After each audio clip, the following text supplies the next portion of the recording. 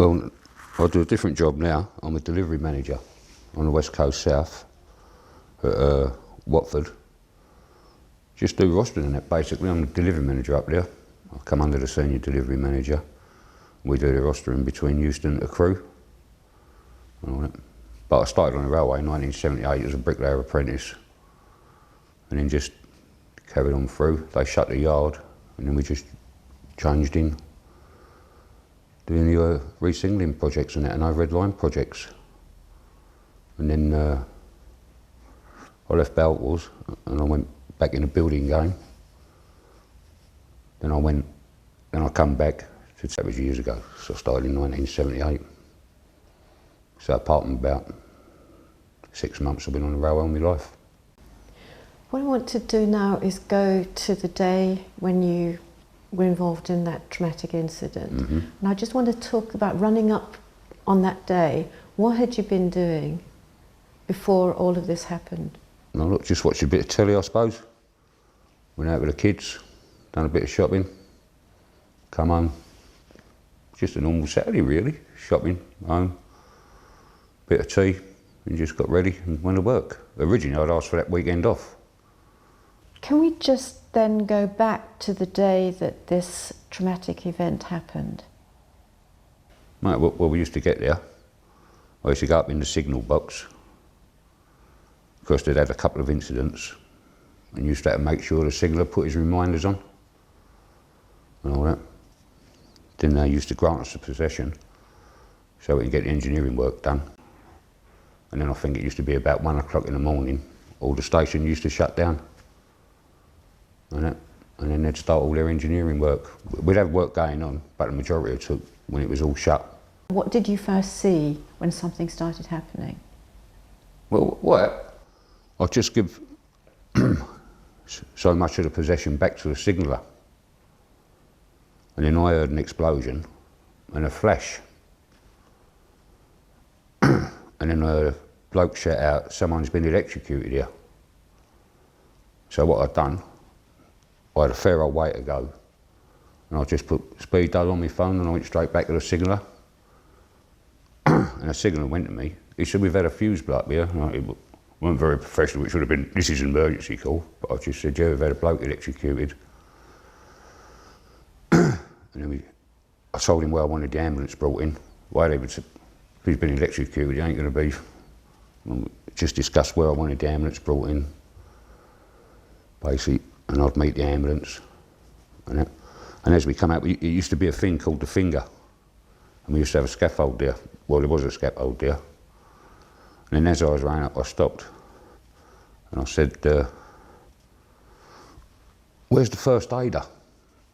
And there was a bloke on top of a perma-equip. He went, "I'm the first aider." He said, "But I think we should leave him as he is." And when I looked across, the geezer was on fire. All his overalls were burning. And obviously he weren't going to move. So I went running round, and I think I shouted out to get me some water or something. And I took my jacket off, and I was trying to put the flames out. And then managed to get some water, and I was just putting it on my hands and dabbing. But as you was putting one part of the flame out, another bit was, it's like, I don't know the way to describe it really, it's like a firework display. Because every time you think you put something out, a flame would come out somewhere else. When I thought I'd stopped all the flames, he sounded like it was gurgling. So I got my finger in his mouth just to make sure it was flat. I weren't a first aider then, so I just done what I thought was best, and I put him in a recovery position best I could. And then what I'd done, I knelt behind him, so his back was against my knees, if like, and I was just crouched up a bit. And all that. And then the flame started again. At the front, down his legs, here. And all I was doing was, and you could smell, the stench was awful. And all that. And then what I didn't know, he had, where my legs were, he had flames coming out of his back and all. But I didn't really notice him, because as I was right on my knees. And I was more worried about that. And then later on, I had all burn mould in my jeans and all that, and I've still got a couple of little scars here and here. And then, I don't know how long it was. I believe it only took the ambulance about 20 minutes, something like that, to get there. But it was the flames. They just didn't seem to stop. Now, so about 5 minutes before the ambulance, he said, well, you're shaking him and all. It was conscious and then semi-conscious. And then every time I went quiet, I'd just give him a nudge. Probably not the best thing to do, but, and then he was saying, like, help me. I don't know what to do. And then I think, yeah, it must have, I think after about after I put the last flame out before the ambulance got there, it must have been about 5 minutes. And then, just there. And out the right side of my eye, I see this geezer was the first aider coming up. I went to him. I said, you come near me, mate. I said, I'll let her call an ambulance for you, because what it is, it's adrenaline. And it's fine. Adrenaline. I think I was in a bit of shock and all, to be true with you. Well, I was in a lot of shock. Don't expect to come work and see a fellow human being on fire, because that's what he was. And then heard the ambulance sirens, and you think you have everything under control. And I see a set of bolt croppers, and where I brought him in, there was a big set of double gates, but it was always open. But earlier on in the night, one of the train companies, they used to have grey uniforms, and they used to lock everything up, but all that went out of my mind. And then when you think you've got everything out of control, so I leave the bloke there. I went running up platform 10, and when I got halfway round, I never picked up the bolt proppers, just in case the gate was locked. But when I looked up, the signalman had got in touch with the people who locked the gate, and out of it. Ambulance come right down and round. I was talking to the ambulance. They asked what sort of state it was in, conscious-wise and all that. Then you have to give them a briefing, because they're coming onto a railway now. They don't have trains running, what's electrified, what's not. And then I'll just give them a brief description of what had happened. And while they were working on him, I just went and sat on an SPT, which is a little small phone, like ground signal. And as I was sitting there, I looked across, and all his mates were there. Sometimes I wished I'd gone over and said, like, he's still alive, and all that. But I don't know really what to say, because they've never worked with overheads before either. Ambulance people were working on him, and that.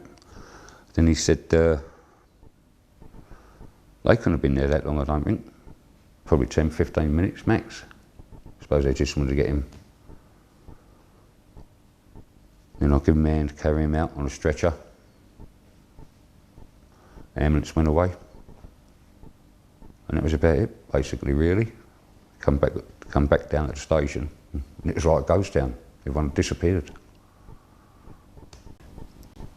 Go back a little bit about your reactions, because you were talking about being pumped up with the adrenaline. Can you just say what it felt like when you were actually doing all of these things and thinking? It's just like an adrenaline rush. When it comes through, you feel like you can take on the world.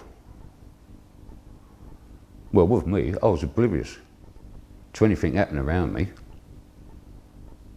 because I was just trying to concentrate, getting the flames out. But I was like that. You don't take no notice of anything about you. And the other thing you mentioned a bit earlier was that there were flames coming out from the back of him, and actually you were getting burnt at that time. Well, I didn't notice the flames. Well, where they was coming out, they must have been hitting me legs, I suppose. Because don't mess if I suppose they come out about that far. Sometimes they go back in, but other times you've got to put them out. And then you'd be doing one, and then one would come up on his leg. Never ever seen anything like that again. To be true, I don't want to see it again. And although you were getting burnt, I didn't feel it. you didn't feel getting burnt? No, it was only when we went back upstairs and after we had a briefing about it that I thought, that's a bit sore. And that was when I just noticed like the burn holes in my jeans. They weren't massive holes, they sounded like little small holes like that. But with the adrenaline there, you're just oblivious to it. When the ambulance took him away, it just seemed as though everything had gone. There wasn't anyone around, and you were kind of a bit isolated on your own, and the adrenaline was coming down? Well, after the incident happened, I did get a phone call and saying if I wanted anyone with me from the control centre at Liverpool Street. But I think I was better off on my own. Don't know what I expected really if I had anyone there. Well, they're going to put my arm around my shoulder and say, are you all right? But I think about it long term, I wish I'd had someone with me now. I feel like the loneliest man on the planet. Billy no mates, if you like. I drove home after the incident. Worst thing you should have ever done. And then when you got home and a few hours later and maybe the next day, how were you feeling then? Felt like crap, to be true, yeah. I didn't know if I'd done the right thing with him. Maybe I should I have left him? Did I bring the ambulance in the right way? You question yourself all the time. I think, did I do the right thing? He just survived, so I must have done something right. And as time went on, Jim, you know, so these in the first few days you're wondering whether you've done the right thing, and maybe that's gone on for a long time, but you'd said you didn't need any support. What kind of symptoms were you having then, you know, like dreams or? I just couldn't sleep really, and all that. She always, it's the picture of a fellow human being on fire. I think that's the thing what hits you. He's come to work the same as me that night. Kids at home. You expect to go home the next morning, didn't you? And I think that's what done it really.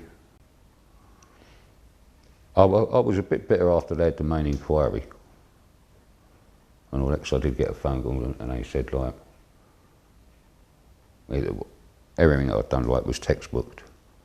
I thought, well, my first aid weren't really. And were you having any dreams or feeling kind of anxious? Or well, what kind of symptoms did you have around that time?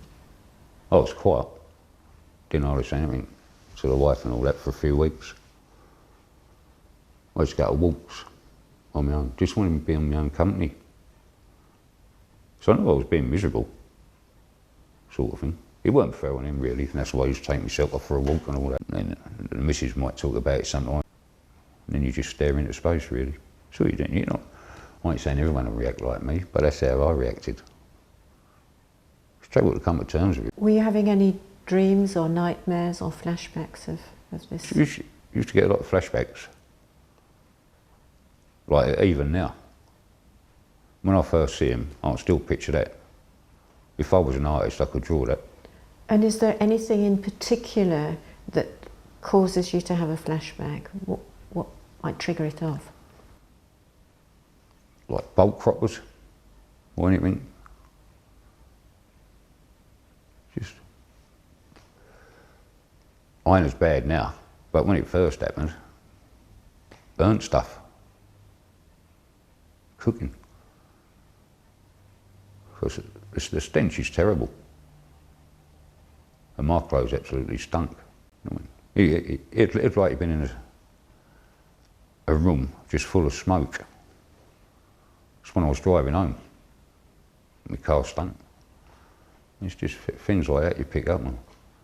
What would I sound like? It's just like next door neighbours was having a barbie and you see a bit of smoke. I mean, and then you think about it. In theory, I should have had counselling, I suppose, when it happened. But you just think, oh, carry on, it'll be gone soon, and it just goes on. This is the first time I've ever really spoke about it.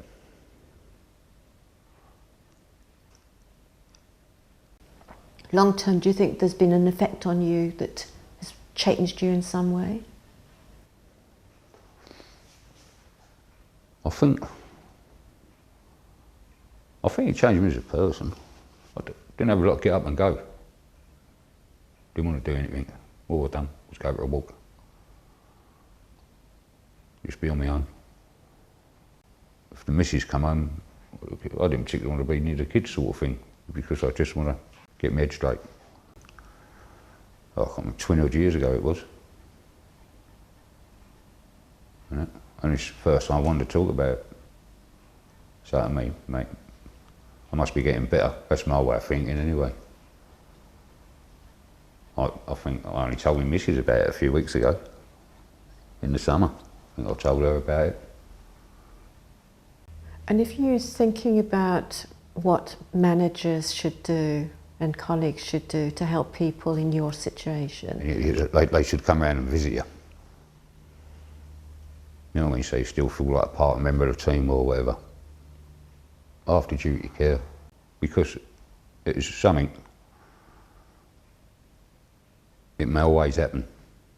I hope it never does, but there's a good chance it may happen. From your experience, what would you say to someone that has been through this kind of traumatic event? If you, when you get a phone call and ask if you want someone with you, always say yes. And it don't matter how little it make you feel, you will need counselling. That's what I think personally. Because you see the safety films and all that, but when you see it in real life, ain't something we expect to come and work and see, is it? There's a chance it could always happen, but it's just something you'd never expect to see.